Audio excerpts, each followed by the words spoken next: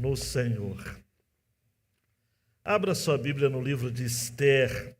Nós vamos seguir a mesma sequência de exposições, porque aprove a Deus que o capítulo 7 tivesse muito a ver com aquilo que estamos vivendo nesta noite. Tanto em relação ao Dia da Família, como eu disse no início do culto, Dia Nacional da Família, quanto de aniversário da nossa querida irmã Gedi.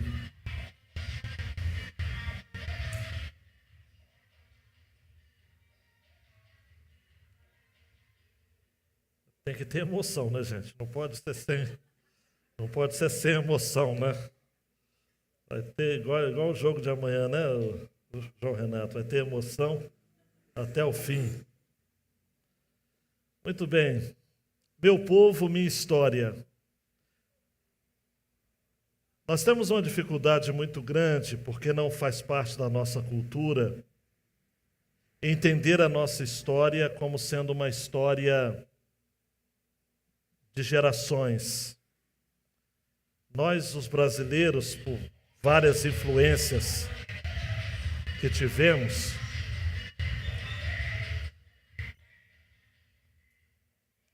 temos dificuldade de nos encontrar enquanto a nossa geração, o nosso povo, a nossa descendência, por exemplo, não é? Ou ascendência no sentido do passado. Conheço pessoas que, por exemplo, por tentar preservar isso, pelo menos resgatar isso, fazem estudos das árvores genealógicas, não é? Quase sempre com o interesse de buscar aí uma outra nacionalidade para poder viajar para a Europa e uma série de coisas e tudo, mas há quem faça isso também no sentido de conhecer a sua história, não é? Conhecer, por exemplo, o brasão da sua família, não é? Aqui mesmo no culto nós temos família Marins, a minha família Afonso, aqui do Darcy, e existem outras famílias, não é? Aqui reunidas, Oliveira e Forriel e Penha, e por aí vai. No pensamento, na cultura bíblica, amados, a questão do meu povo, da minha história, é coisa umbilicalmente ligada. A preservação do povo de Deus ao longo da história é o sinal de que Deus tem cuidado da nossa vida. Tá? Vou até repetir porque nós vamos trabalhar essa temática nesta mensagem. A preservação do povo de Deus ao longo da história é sinal do cuidado de Deus em relação à nossa vida. A nossa vida. A irmã Gedi, a sua história de família. Os filhos, cada um. Ninguém constrói do nada na vida. Tem os mais jovens, mais orgulhosos, arrogantes, acham que começa alguma coisa hoje, né? Ninguém começa nada. Nós construímos a partir daquilo que os outros fizeram, né? Você se lembra muito bem que quando começamos a exposição em Esther, falamos de que nesse contexto aqui, no século V a.C., quem governava o mundo à época era a Pérsia. Você ouviu comentar de que nesse período aqui, Assuero, ou Artaxerxes, era o governante do mundo. São 127 províncias. E dentre os países subjugados pela Grande Pérsia, estavam os judeus.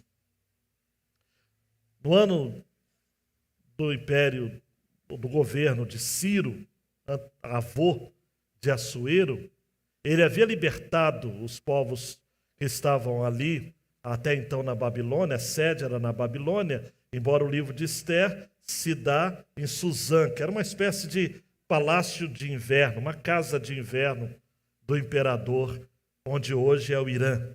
Babilônia, onde hoje é o Iraque. Faziam parte da mesma estavam debaixo do mesmo domínio. Mas um grupo de judeus resolveu ficar onde estavam. Não voltaram com Zorobabel na primeira leva, nem com Esdras na segunda leva. E já se passaram quase um século. E as pessoas, elas se estabeleceram ali.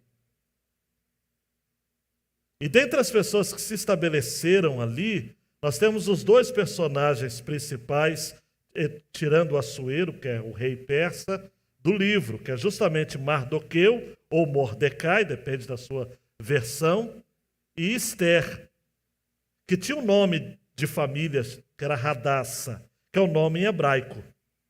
Esther é um nome persa. E Mardoqueu é o nome persa, é o nome babilônio até. Significa aquele que cultua Marduk, que era uma divindade babilônia. Então nós estamos falando, amados, de o povo de Deus aqui, mas já assimilado culturalmente.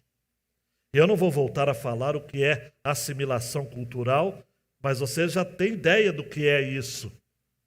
Haviam passado gerações. Mardoqueu certamente mantinha sua fé privada, mas publicamente ele era um persa. Judeu por dentro, persa por fora. Como muitos crentes hoje, né? Crente na vida privada e publicamente agem como ímpios. São seculares. São secularizados. Esther recebeu orientação lá em 2:10 e 2:20 de Mardoqueu, quando ela foi sequestrada para fazer parte do harém de Assuero. E eu já disse para vocês que não foi concurso de beleza, coisíssima nenhuma. Ela foi sequestrada. Por provisão, por providência de Deus, ela foi amada por Assuero. Não sabemos até que ponto foi um amor, mas pelo desdobramento da história, havia um sentimento realmente muito especial de Assuero para com Esther. Mas a ordem de Mardoqueu, você se lembra muito bem, não é? Só para relembrar, não fala de onde você veio. Não fala do seu povo.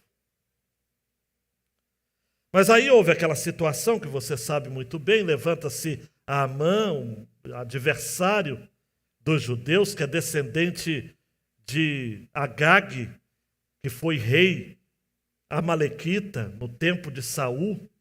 E por incrível que pareça, eu já falei com vocês, Mardoqueu era descendente de Saul, porque era da tribo de Benjamim, da mesma de Saul. E Amã era descendente de Agag. Então, haviam se passado séculos e séculos, mas havia uma inimizade histórica entre judeus e amalequitas. Quando, da saída do Egito, os amalequitas não recepcionaram bem, não trataram bem os judeus, o povo hebreu, quando ele estava errante no deserto. E Deus determinou, está lá em Deuteronômio, Amaleque será expulso, a memória de Amaleque será apagada da história. Mas, queridão e queridona, Amã sobreviveu, a sua descendência sobreviveu. E Mardoqueu agora chama Esther a atenção no capítulo 4, aquele versículo clássico de Esther, que todo mundo conhece, né? Esther 4:14. Porque se você ficar calada agora de um outro lugar, virá socorro e livramento para os judeus, mas você e a casa de seu pai perecerão. Mas quem sabe se não foi por uma conjuntura como esta que você foi elevada à condição de rainha? E outros falavam, Mardoqueu está dizendo, será que não é só para isso que você foi levantada rainha? Tudo bem que Esther era lindíssima, mas mulheres bonitas no harém de Assuero, Esther não era a única bonita, certamente. Mas Deus fez com que Assuero tivesse favor. E aí no capítulo 5, então, você tem o primeiro banquete que Esther faz e promove, chamando Amã, mas ela resolve não falar nada no primeiro banquete. E eu disse aqui, dentre tantas verdades, que a gente precisa aprender a esperar o tempo certo para agir. No capítulo 6, é a mensagem de quinta-feira passada, que eu encorajo, se você não assistiu, assista a mensagem, são as reviravoltas na vida. Amã sai do primeiro banquete, vai para casa, a mulher Zeres o recebe e dizendo, você é o cara. E Mardoqueu não se curva diante de você, faz uma forca. E ele fez 22 metros de forca. Ele trabalhou a noite inteira para fazer aquela forca. Mas quando ele chega no palácio, ele vai saber que, enquanto isso, né? Igual aquele desenho de antigamente, né? Enquanto isso, na sala de justiça, né? Enquanto isso, na sala de justiça de Deus, Deus tira o sono de Assuero. E curiosamente, ao invés de ler qualquer outro tipo de literatura, ele pediu para ler o livro dos feitos memoráveis. E lá estava o que Mardoqueu havia feito, salvando a vida do rei. Coincidência? Só se você for incrédulo. Foi providência. Se você for crente. O rei então chama a mãe e fala o seguinte: o que eu devo fazer para alguém que eu quero honrar? E a mãe, pensando que é ele, fala, coloca num cavalo, e dá até uma coroa para o cavalo, vestes reais, e aquela história toda. Mardoqueu é esse homem. E a mãe faz tudo aquilo, as reviravoltas na vida. E chega em casa, a mesma mulher, a Zeres, vai dizer para ele, rapaz, agora está dando ruim. Porque se o rei está resolvendo fazer isso com Mordecai, é sinal de que você será derrotado. E aí vem o capítulo 7, é o segundo banquete, que é o texto que eu quero trazer nesses minutos a você. O rei foi com Amã ao banquete da rainha Ester. No segundo dia, durante o banquete do vinho, o rei perguntou a Ester, qual o seu pedido, rainha Ester? Você será atendida. O que você quer? Até a metade do reino lhe será dado. Então a rainha Ester disse, se eu tiver obtido o seu favor, ó rei, e se for do agrado do rei, que a minha vida seja a resposta ao meu pedido, e que como desejo eu possa ter, repare nessa expressão, o meu povo. Agora repara, sem querer ser chato com o português, como que ele conjuga os verbos.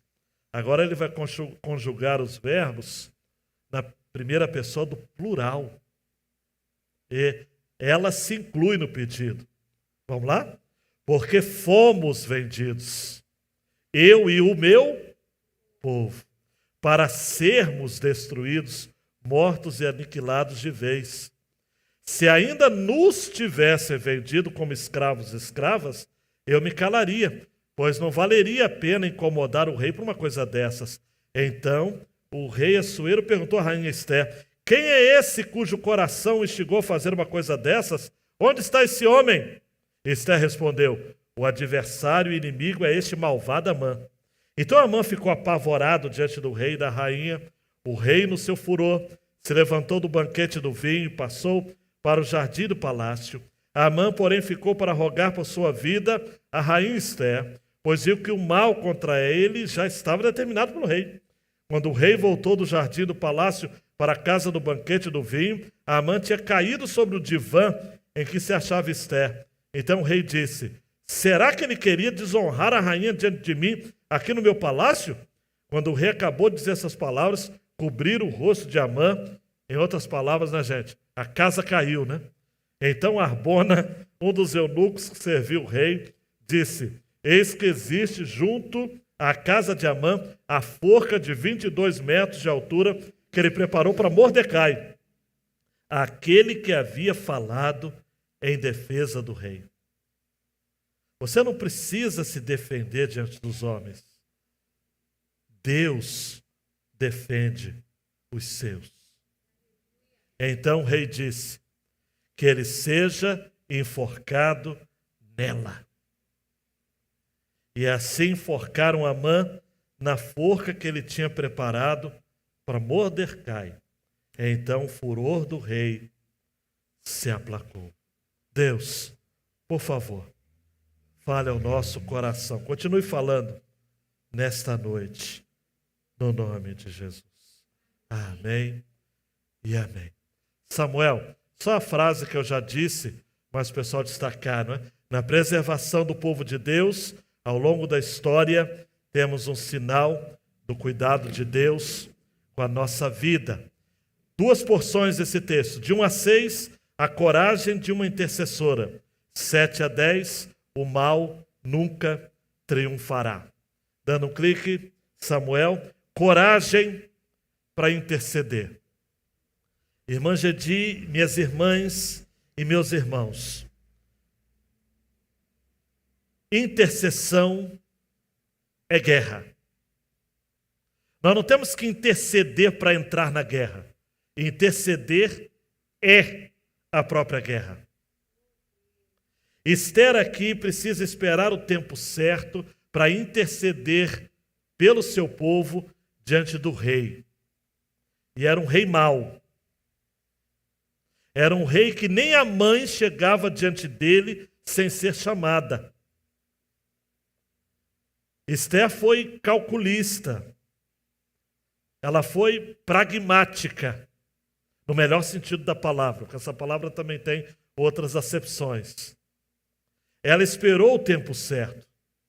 No versículo 2 diz que ela esperou passar um dia, porque ela só foi falar com o rei no segundo dia. Amã havia sido pego de surpresa em casa.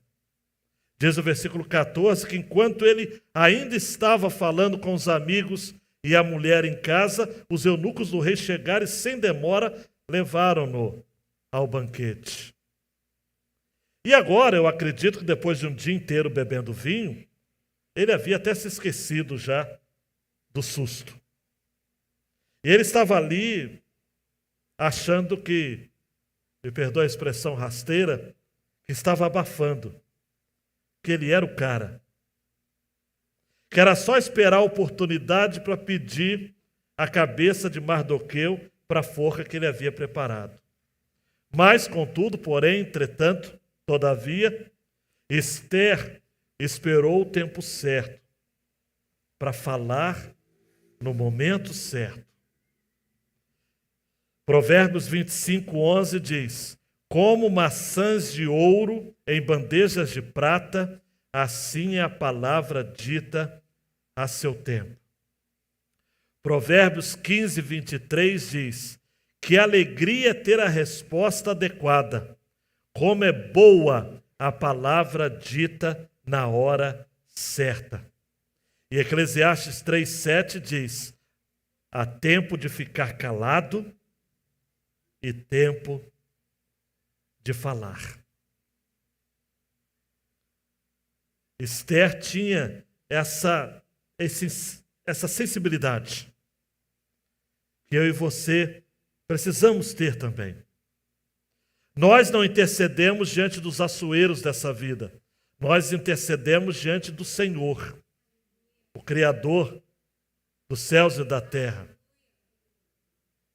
Mas para termos sensibilidade para orar, eu não vou caprichar na frase, só para você entender. Orar a oração certa, no momento certo, a gente precisa ter sensibilidade. Esther estava calada até então acerca da sua nacionalidade. Agora, ela resolve falar. Ela, que era parte do povo de Deus, sempre foi parte do povo de Deus, mas até então estava sendo apenas nominal, porque nem era chamada por Hadassah.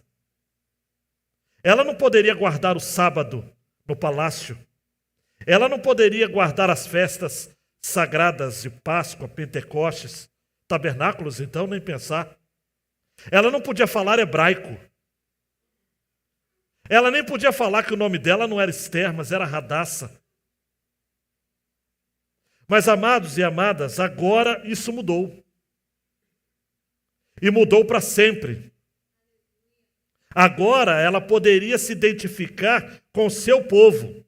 Ela agora, amados, está com os judeus para o que der e vier.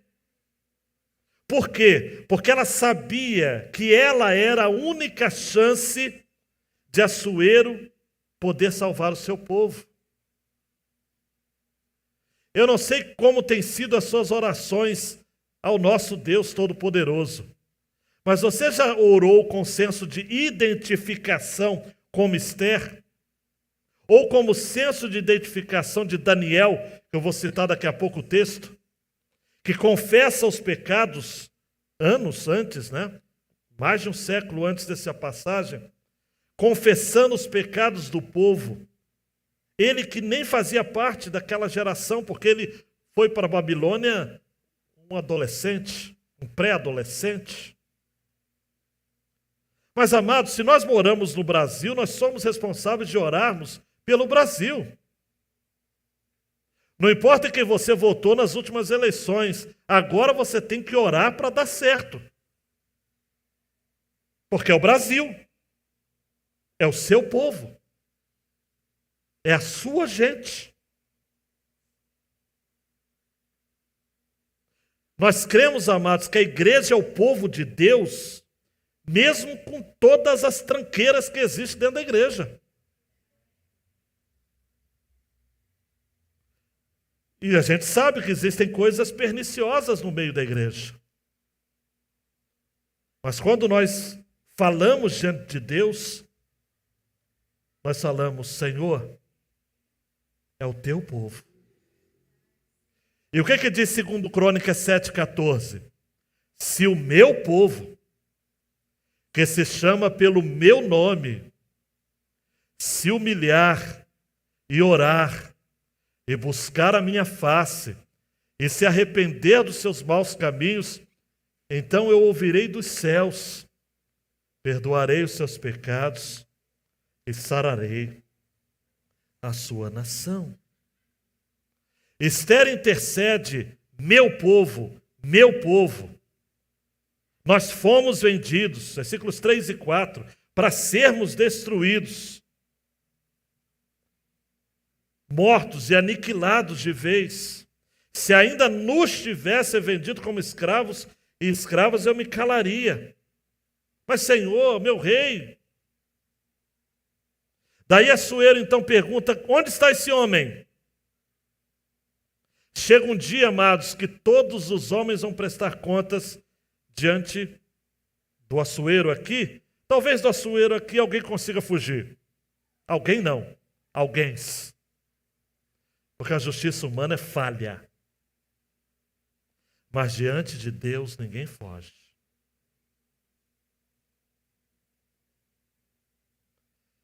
A mãe é denunciado.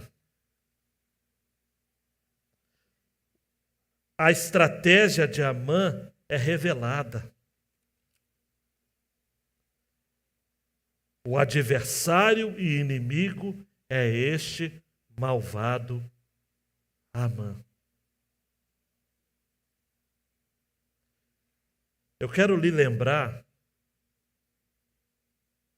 você já sabe, mas é bom lembrar, que um dia todos nós seremos ressuscitados e estaremos diante de Deus para o julgamento. Os justos e os ímpios. Aqueles que fizerem o bem, Mateus 25, 21, irão para o céu. Os que fizeram mal irão para o inferno. Não adianta. O dia de prestar contas chegará. Então Esther tem essa coragem para interceder, e nós também precisamos assumir essa responsabilidade de fazermos parte do nosso povo, da nossa gente. E diante de Deus, ninguém será Ninguém fugirá disso. Nós vamos prestar contas. Você sabe disso. Só para lembrar, eu não precisava de mais um texto, porque eu sei que você sabe, mas é sempre bom repetir, não é? O que está lá em 2 Coríntios 5, 10. Porque é necessário que todos nós compareçamos diante do tribunal de Cristo, para que cada um receba segundo o bem ou o mal que tiver feito por meio do corpo. Ponto. Agora, Samuel, a segunda porção fala que Deus não deixa o mal triunfar. O Salmo 27, que li no momento de intercessão, diz: quando malfeitores me sobrevêm para me destruir, meus opressores e inimigos, eles é que tropeçam e caem.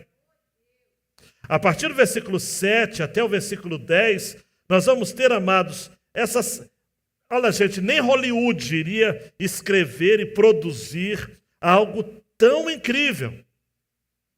O rei, ele sai para aliviar sua cabeça, porque ele fica pensando, e agora o que eu vou fazer? Eu autorizei Amã a daqui a um ano, já havia se passado, quem sabe, um mês, 11 meses, 10 meses, daqui a algum tempo, os judeus vão ser destruídos, vão ser aniquilados. Eu assinei e dei a Amã o meu anel, o meu sinete. Ele confirmou. E pela lei dos medos e persas, lei não pode ser revogada. Não é como no Brasil que você faz lei para mudar outra lei, ou para revogar outra lei. Não, a lei dos medos e persas já aconteceu. E agora o que eu vou fazer com esse Amã? Mando matar, mas ele é o meu segundo no reino. Como é que eu vou fazer? Nisso, amados, quando ele volta, num gesto desesperado, versículo 7, Amã se prostra diante do divã que Esther estava deitada, reclinada. E o versículo 8 diz que quando o rei voltou, Amã tinha caído sobre o divã que se achava Esther.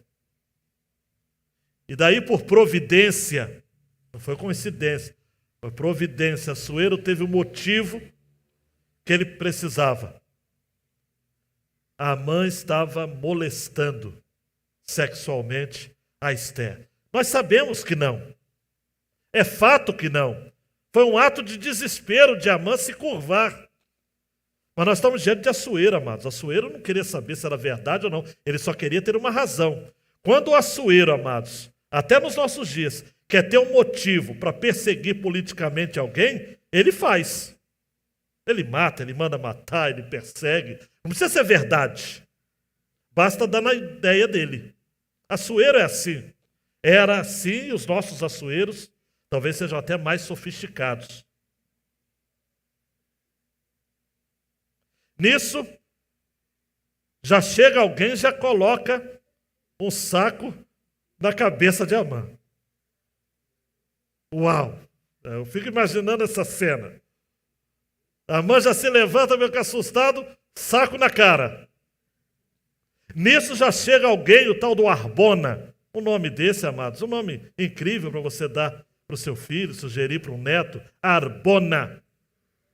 Chega e fala o seguinte: ó rei, esse Amã fez uma forca de 22 metros para Mardoqueu. E olha só o que ele fala. Aquele que havia falado em defesa do rei. A fama de Mardoqueu já havia... Você se lembra que Amã precisou levá-lo numa... Eu não sei, existe carreata, motociata, eu não sei qual cortejo real, não é? E havia dito, esse é assim que o rei faz ao homem que quer honrar.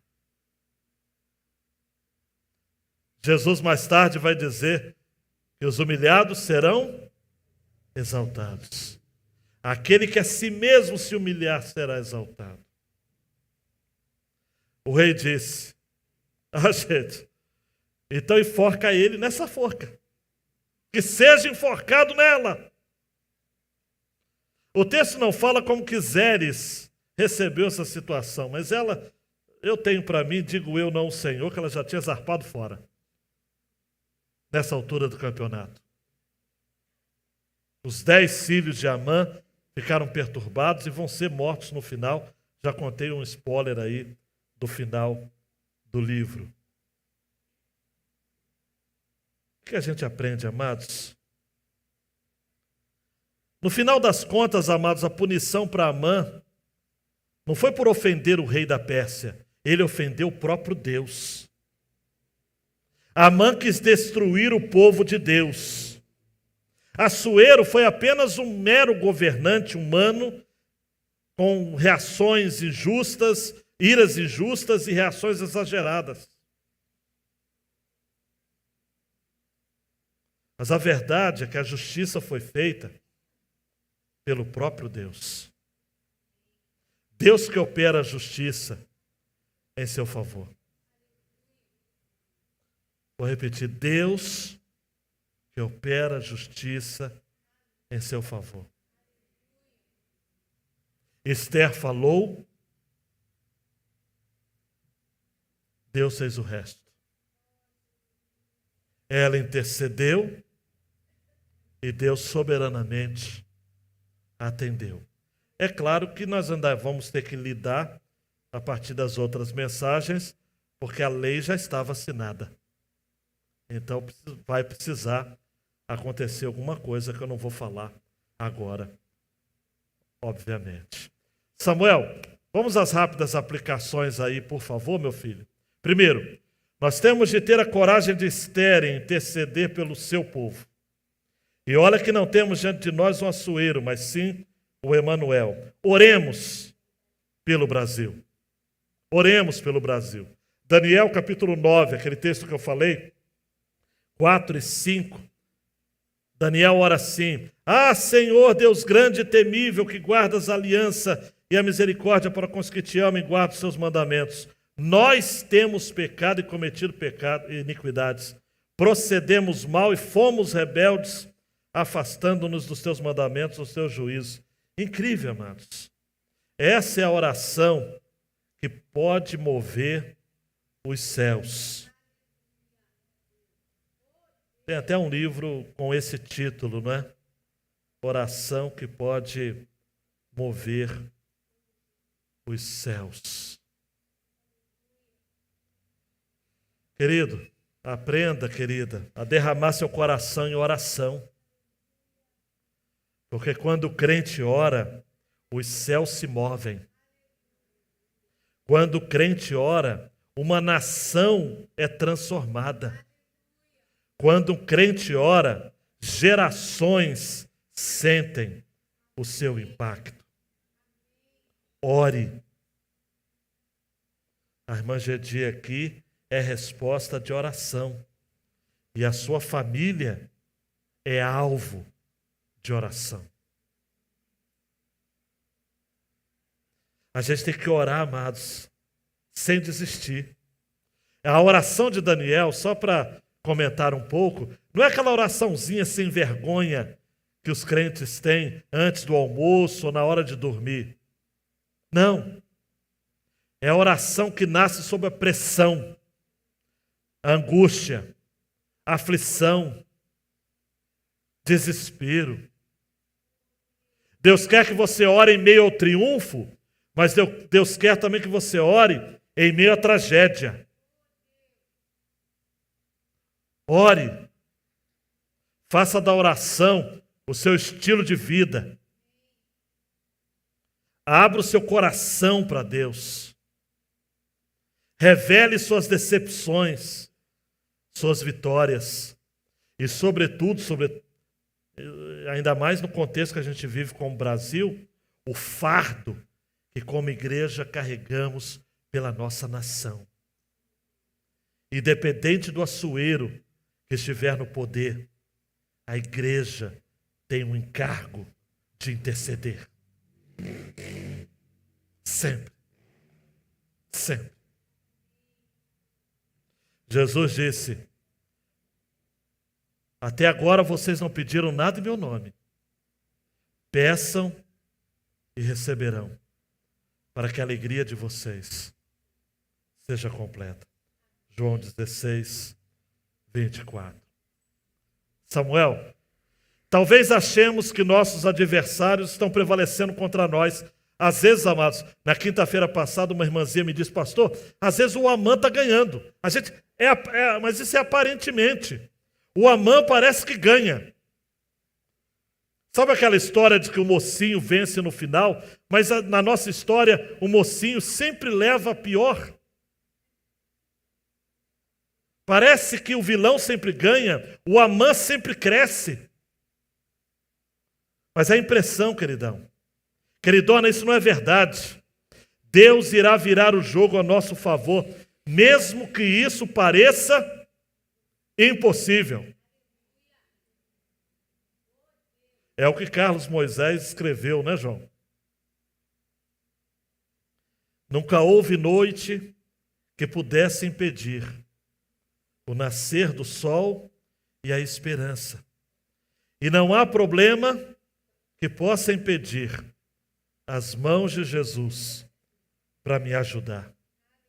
Haverá um milagre dentro de mim. Vem descendo um rio para me dar a vida. Este rio que emana lá da cruz, do lado de Jesus. Aquilo que parecia impossível. Aquilo que parecia não ter saída. Aquilo que parecia ser minha morte. Mas Jesus mudou minha sorte. Sou um milagre. Estou aqui. Se Esther soubesse, ela cantaria, amados. Não na frente de Assuero.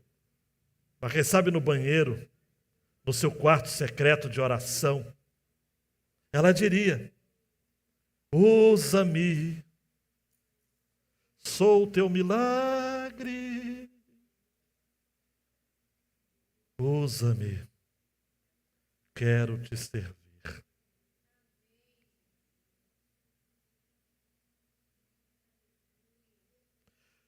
Jeremias, mais de um século antes, havia dito, eu é que sei que pensamentos tenho a respeito de vocês, diz o Senhor. São pensamentos de paz e não de mal, para dar-lhes um futuro e uma esperança. Então vocês me invocarão e se aproximarão de mim em oração. Repita comigo, em oração. Olha a oração. E eu os ouvirei. Deus não tem outra tática a não ser a oração. Deus não tem outro programa a não ser a oração. A oração é o plano A, B e C de Deus. Não tem. Não tem. Os ouvidos de Deus não estão agravados. Suas mãos não estão encolhidas. Diz o texto, então vocês me invocarão, se aproximarão de minha oração e eu os ouvirei. Vocês me buscarão e me acharão quando me buscarem de todo o coração. Jeremias 29, 11 a 13. Daqui a pouco nós vamos cantar este hino. Aflito e triste coração, Deus cuidará de ti. Mas, irmã Gedi, eu não sei, talvez a senhora conheça a história deste hino. Em 1904, numa manhã de domingo, o pastor, como sempre, estava preparado para uma série de conferências e pregações que ele faria em várias igrejas no estado de Nova York. O nome dele, Walter Stillman Martin. Só que a esposa dele estava enferma, Glória, e semi-inválida. Olha o quadro. E seu filho estava, ainda menino, estava com ele na cidade. De repente piorou consideravelmente, Miriam, o estado de saúde da sua esposa. E ele fica em crise.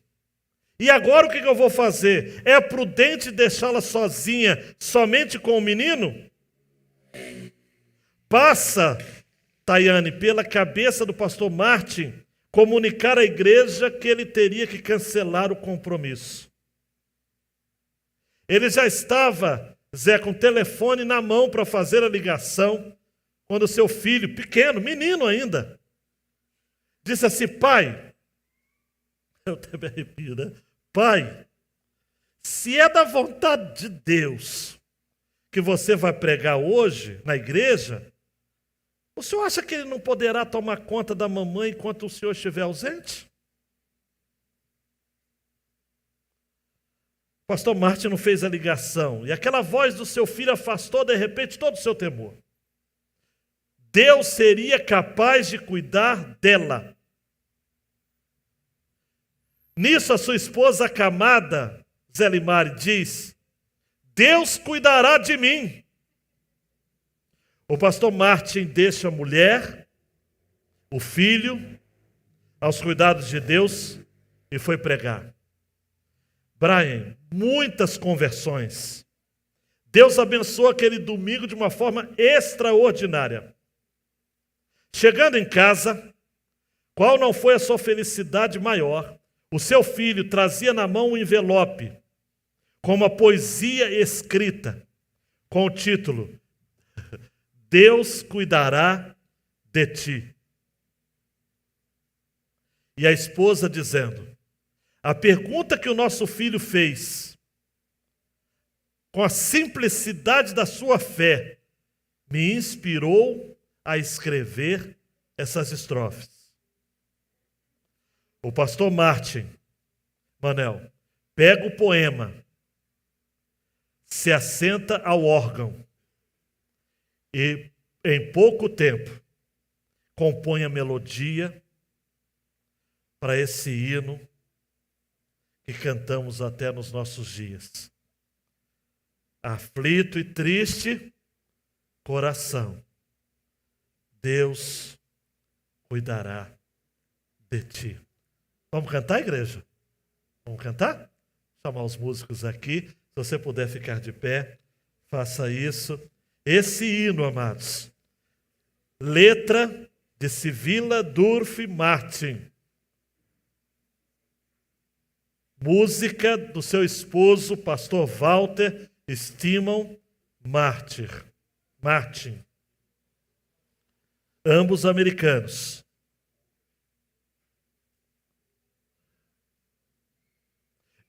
Escrito para uma mulher semi-inválida, despertada por uma frase infantil, digamos assim. Deus que vai cuidar do senhor lá, não vai poder cuidar da gente aqui?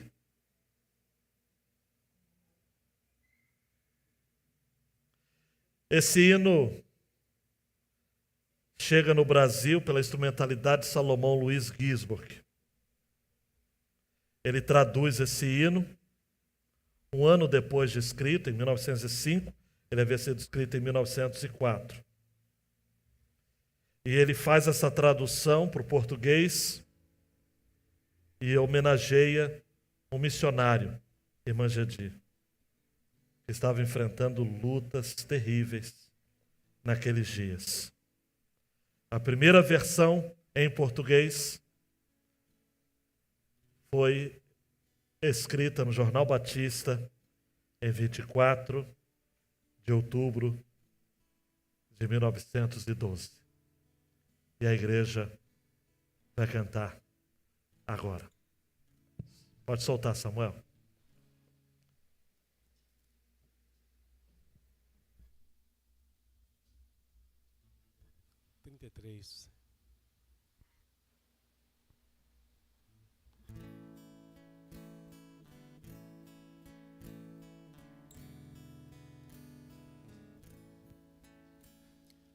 Aflito e triste coração, Deus cuidará de ti.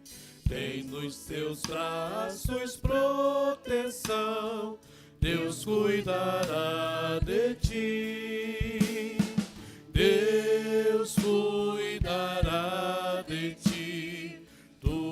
ele vê, tudo provê. Se cuidará de ti, Deus cuidará de ti. Na dor cruel, na provação, Deus cuidará de ti. Socorro dá em direção, Deus cuidará de ti. Deus cuidará de ti. Tudo ele vê, tudo provê. Se cuidará de ti, Deus cuidará de ti. Os seus tesouros te dará, Deus cuidará de ti. Com bênçãos mil te cobrirá, Deus cuidará de ti. Deus cuidará de ti. Tudo ele vê, tudo provê. Se cuidará de ti, Deus cuidará de ti.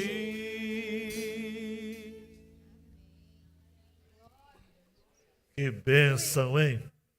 Que bênção. Você sente, queridão e queridona? É importante que a irmã Gedi dê uma saudação à igreja, uma palavra de gratidão aos seus familiares que estão presentes e amigos. Eu só vou pedir que alguém ajude, só no sentido de virar a irmã assim, para a irmã ficar bem de cara com a câmera. A irmã agora vai aparecer na televisão dos outros, não é? A família, amados, preparou, não foi exigência minha, você sabe que eu não faria isso. Mas ela preparou a família um bolinho lá atrás para a gente celebrar junto com a irmã Gedi. E eu não poderia dizer não, obviamente, né? Então, um bolinho, um salgadinho e um refrigerante vai dar para todo mundo sair daqui com essa assistência também, alimento espiritual e alimento material. Mas, irmã Gedi, o microfone está com a senhora. Não sei se vou poder falar, porque a minha vontade é chorar de tanta alegria, viu? Porque eu estou muito feliz, porque 90 anos de felicidade. Eu nasci num lar cristão, a minha voz sempre foi de louvor a Deus. Nunca eu pude cantar uma música popular, que eu não sabia, viu? Então, pequenininha, eu nasci no dia 8 de dezembro, dia de Natal, eu estava na igreja. E daí, nunca mais saí da minha igreja. Daí, os meus filhos, tem quantos aqui, Idete? Então, a metade está aqui. Alguns estão lá em Pernambuco, mas estão vendo, já mandaram mensagem que estão assistindo o culto. Então, não tem maior prazer do que viver na presença do nosso Deus. Então, para mim, esses 90 anos foi... Eu tive 8 filhos, criei todos na presença de Deus.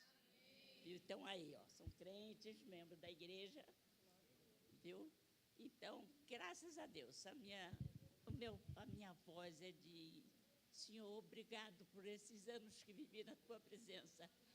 Tu poupaste a minha vida até os 90 anos. E hoje eu louvo o nome do Senhor Jesus e do nosso Deus, que é o Deus vivo, que permanece vivo, e nós reinaremos com Ele na eternidade. Muito obrigada aos irmãos, à minha família, que tem me trazido muito carinho. Eu não sei, eu acho que não mereço tanto, sim.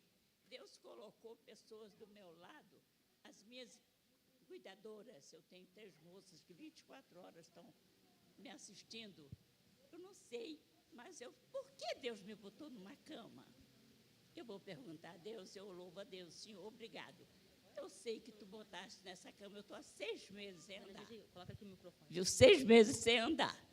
E andando, eu estou evangelizando. Hoje uma moça falou para mim, a Ana, Dona Gedia, a senhora não sabe porque está tanto tempo na cama, mas foi para a senhora ser missionária. Essas meninas todas estão sendo evangelizadas pela senhora. Então, são diversas moças e tem, pode segurar, minha irmã. Tem estagiárias que estão lá e vão para ouvir a palavra de Deus. Eu não deixo nenhuma chegar sem falar do amor do nosso Deus. Então, eu estou na cama. 6 meses que eu estou sem andar. Para chegar aqui, vi num guincho, e os netos, apareceu o neto mecânico na hora, sobrinho, que deu um problema lá na máquina, um guincho. Eu vim um guincho, me botou no carro, do carro botou na cadeira, o guincho também desmontaram para guardar, eu estou aqui. Muito amor envolvido, muito amor dos meus filhos, que eu nunca pensei que eles fizessem tanta coisa, porque eu não achava que merecia, não. Eu dei toda a minha vida pelos meus filhos, toda a minha vida foi na igreja com os meus filhos, todos foram criados na escola dominical, viu? Então, eu não sei como agradecer ao meu Deus, tinha que ser na igreja, num culto de louvor a Deus e gratidão, porque é muita bênção, e Deus tem me dado essa alegria de ser missionária na cama. Eu estou falando, pregando o evangelho para minhas cuidadoras. Então, eu agradeço a igreja, a minha família, esse carinho todo. Está ali uma irmãzinha que há muitos anos eu não via, né? Desde lá, ela era bem novinha, lá em Lídice. Então, para nós foi uma alegria rever a irmã aqui, embora eu seja membro dessa igreja há bastante tempo. Mas fiquei agora, estou bastante tempo sem vir à igreja. Hoje me trouxeram, graças a Deus, para mim. Não tenho palavras mais para agradecer, a não ser, Senhor, muito obrigado pelos 90 anos na tua presença, porque o Senhor tem me conduzido. Obrigado, irmão. Que Deus Amém, amém. Nós é que nos sentimos privilegiados, não é isso?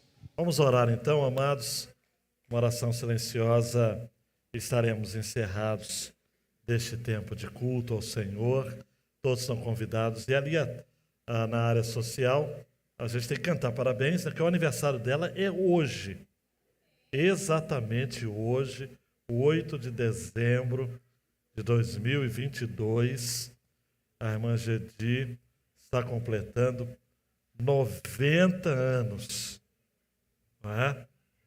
Com essa lucidez, falando bem desse jeito, né? O Senhor continue abençoando para outros aniversários mais com a gente. Vamos orar? Deus, obrigado por este culto a Ti. Tudo que foi feito aqui é para Ti. Estamos gratos pela família, estamos gratos pela igreja, e estamos gratos pela irmã Gedi. Obrigado por aqueles que acompanharam pela internet. Obrigado por aqueles que estão aqui com a gente. Que bênção. Eu saio desse culto aqui transbordando. E o teu povo também. Obrigado, Deus, por tudo que o Senhor tem feito e sido nas nossas mãos, nas nossas vidas. Os Amãs têm vindo, têm oprimido, mas o Senhor tem prometido que o teu povo será preservado. Como diz a tua palavra, o justo viverá pela fé. No nome de Jesus. Amém e amém. Deus abençoe a todos. Boa noite, amados. Ali atrás na nossa área social, para celebrarmos um pouquinho mais. Obrigado, você que acompanha pela internet, pessoal das equipes de trabalho. Que bênção.